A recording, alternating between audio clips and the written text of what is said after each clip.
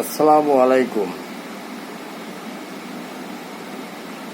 প্রিয় ভিউয়ার্স।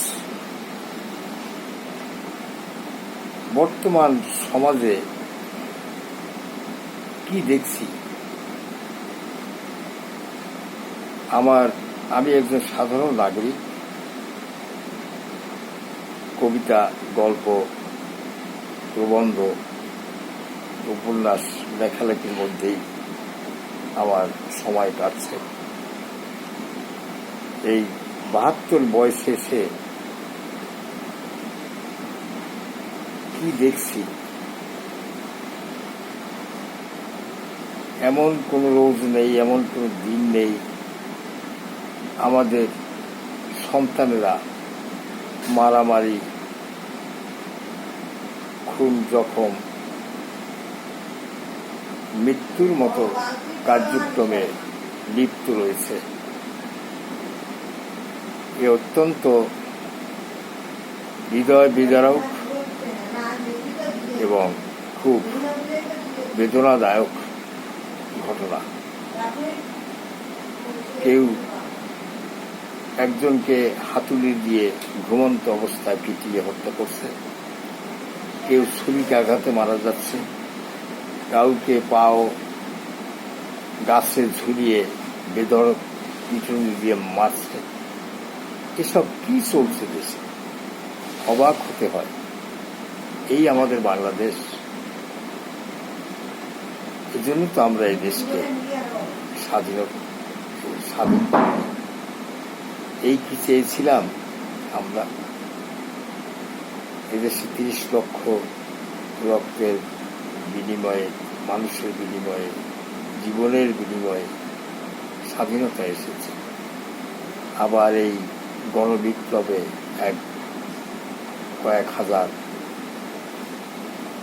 লোক মারা গেল। এই রক্তস্নাত বাংলাদেশে কি দেখছি? এই জন্যই কি বিপ্লব আন্দোলন? এটাই কি হয়েছে? এরকম কি দেশের চিত্র দেখতে পাবো? আমরা বৃদ্ধ মানুষ, আমরা দেখব আমাদের সূর্য সন্তানেরা এই দেশকে সুন্দরভাবে নিয়ে যাচ্ছে। আগের তুলনায় অনেক শিক্ষার মান বেড়েছে, মানুষ সব শিক্ষিত হচ্ছে। শিক্ষিত হওয়ার পর শিক্ষা হলে তো মানুষ অনেক কিছু সভ্য হয়। কিন্তু আইএমএ জাহেলিয়ার যুগে আমরা চলে যাচ্ছি। এটা হবে কেন? তাই আমি আমার সন্তান তুল্য বলতে পারি, কারণ আমার 5টি সন্তান এরা স্কুল থেকে ইউনিভার্সিটি লেভেলে রয়েছে, শিক্ষা অর্জন করছে। কিন্তু এভাবে আমরা মানুষ করেছি, তাদের মধ্যে তো সে আচরণ দেখতে পাই না। তারা তো সুন্দরভাবে জীবন যাপন করছে, এখন গুরুজনদের শ্রদ্ধা করছে, ভক্তি করছে, আমরা যা বলি তাই শুনছে, মা বাবাকে মান্য করছে। কিন্তু তোমরা কেন পারছো না? এদেশের আমি সবাইকে সন্তানের মতো মনে করি। ইয়ং ছেলে পেলে তোমরা যেভাবে কার্যক্রম করছো, যেন আইএমএ জাহেলিয়ার যুগে আমরা চলে যাচ্ছি। এটা হবে কেন? তোমরা অত্যন্ত শিক্ষা অর্জন করতেছ, শিক্ষিত সমাজ। শিক্ষার সঙ্গে সঙ্গে তোমাদের চরিত্র সুন্দর হবে, ফুলের মতো পবিত্র হবে, মানুষের কল্যাণে নিবেদিত থাকবে, অন্যায়ের প্রতিবাদ করবে, নিজেদের জীবন গঠন করবে। মা বাবা, আত্মীয় স্বজন, পাড়া প্রতিবেশী, দেশবাসী তোমাদের আচরণে মুগ্ধ হবে। এটাই তো আমাদের কামনা। তাই আমি সবাইকে সন্তান তুল্য মনে করি। তাই এসব কাজ থেকে তোমরা বিরত থাকো। আজকে দেখতে পাচ্ছি এই একটা ছেলেকে সে গাছে ঝুলিয়ে মাথা মাটির নিচে দিয়ে উল্টো করে মারছে, বিভৎস করে মারছে, মাথায় ঘুমন্ত অবস্থায় হাতুড়ি পেটা করে মেরে ফেলছে, ছুরি জবাই দিচ্ছে। এইসব কাজ তো বর্বরিত কাজ, তোমাদের কাছ থেকে আশা করিনি। তোমরা শান্ত হও। সবচেয়ে ধৈর্য সবচেয়ে ধৈর্য সহনশীলতা আল্লাহ পাক পছন্দ করে, মানুষ পছন্দ করে। রাগ হবে, এত রাগ হবে কেন? যখন মারপিট করলেও তোমরা এমনভাবে মারবে যাতে কেউ মারা না যায়। একটা চোর ডাকাত তাদেরকে ধরো, কিন্তু জীবনে তো হত্যা করতে পারো না, আইন আদালত রয়েছে, সে ব্যবস্থা তারাই করবে।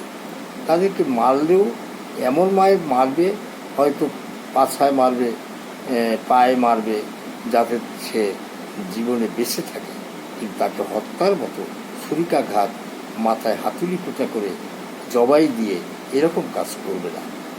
হ্যাঁ, তাই শান্ত হও, নিজেরা ধৈর্যশীল হও। আর সকল অভিভাবকদের প্রতি আমার আহ্বান থাকবে, অনুগ্রহ করে আপনারও আপনাদের শিশু সন্তানদেরকে মাদ্রাসায় পাঠান, শিশু অবস্থায় মাদ্রাসা পাঠাবেন এবং ইসলামী শিক্ষায় শিক্ষিত করবেন, বা ধর্মীয় যার যার ধর্মীয় শিক্ষায় প্রথম শিশু সন্তানদের শিক্ষা দান করবেন। তাহলে আল্লাহর ভয় থাকবে, সৃষ্টিকর্তার ভয় থাকবে অন্যান্য ধর্মাবলম্বীদের, তাহলে তারা শিখতে পারবে। আর এভাবে তোমরা সব করতে যাবে না। আমি সবার প্রতি আহ্বান জানাই, আমি তোমাদের বাপ চাচার সমতুল্য একজন প্রবীণ ব্যক্তি, আমার বয়স 72 বছর।